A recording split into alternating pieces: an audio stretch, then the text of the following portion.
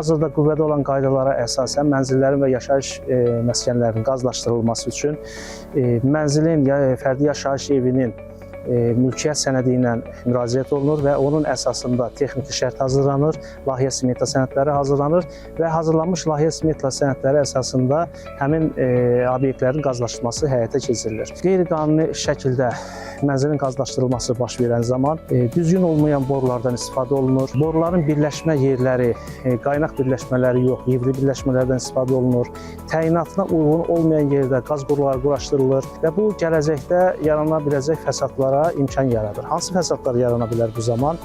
Düzgün olmayan metal borudan istifadə olunur, yəni ki, plasmas borulardan istifadə olunur, şlaklı birləşmələrdən istifadə olunur. Bu gələcəkdə qaz sızmasına və yanğın partlayış təhlükələrinə gətirib çıxardır.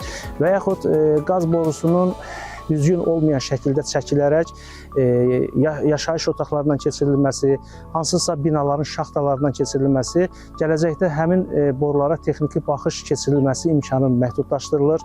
Qaz qurğularının özbaşına yerlərinin dəyişdirilməsi zamanı yarana biləcək əsas təhlükələrdən biri qeyd etdiyimiz kimi qaz sızması əmələ gəlir.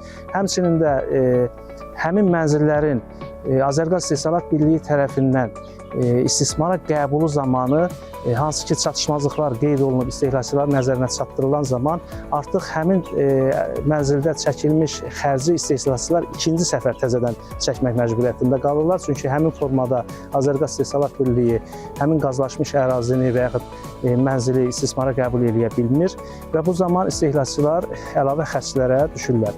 Bunun üçün ilk növbədə mənzilin qazlaşdırılması zamanı müraciət olunmalıdır bu sahə üzrə ixtisaslaşmış padrasçı təşkilatlara və həmin ixtisaslaşmış təşkilatlar tərəfindən mənzillərə qüvvədə olan normativlərə uyğun olaraq qaz kəmərləri və qaz qurğuları çəkilərək yerləşdirilir və sonda Azərqaz İstehsalat Birliyinin aidiyyatı mütəxəssisləri tərəfindən həmin mənzilə baxış keçirilərək istismara qəbul olunur. Həmçinin gələcəkdə də həmin qanunvericiliyə uyğun olaraq həmin qurğulara və qaz kəmərlərinə texniki qulluq göstərilməsi də Azərqaz İstehsalat Birliyi tərəfindən həyata keçirilir. Azərqaz İstehsalat Birliyi olaraq istehlakçılara məsləhətimiz və tövsiyəmiz budur ki, mənzillərin qazlaşdırılması zamanı aidiyyatı üzrə ixtisaslaşmış təşkilatlara müraciət eləsinlər, qeyri-qanuni yollardan istifadəyə imkan verməsinlər və mənzilin aidiyyatı sənədləri ilə bir yerdə ixtisaslaşmış padrasçı təşkilatlara və Azərqaz İstehsalat Birliyinə müraciət eləsinlər.